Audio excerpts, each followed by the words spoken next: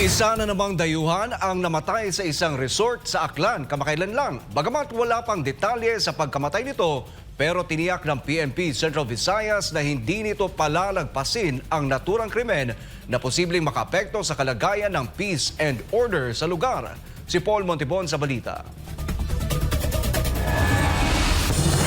Natagpo ang wala ng buhay ang isang Slovak national sa isang abandonadong chapel sa Zone 3, Sitio Pinaungon, Barangay Balabag, Malay, Aklan. Kinilala ang biktima na si Micaela Mikova, 23 anyos, na nakatira sa Henan Lagoon Resort. Batay sa impormasyon ng Philippine National Police o PNP Central Visayas, Marso 10, araw ng Lunes pa, nang may ulat na nawawala si Mikova at natagpuan ito nito lamang Miyerkules, Marso 12 ng kasalukuyang taon.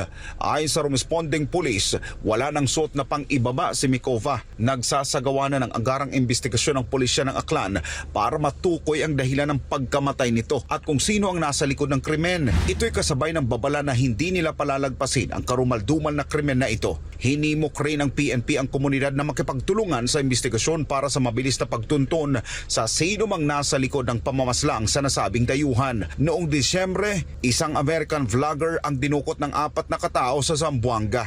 Kinilalang si Elliot Eastman. Sa kasamaang palad, hindi ito nakuhang buhay nang napag-alamang itinapon ito sa gitna ng dagat. Para sa Diyos at sa Pilipinas kung mahal, nag-uulat Paul Montibon, SMNI News.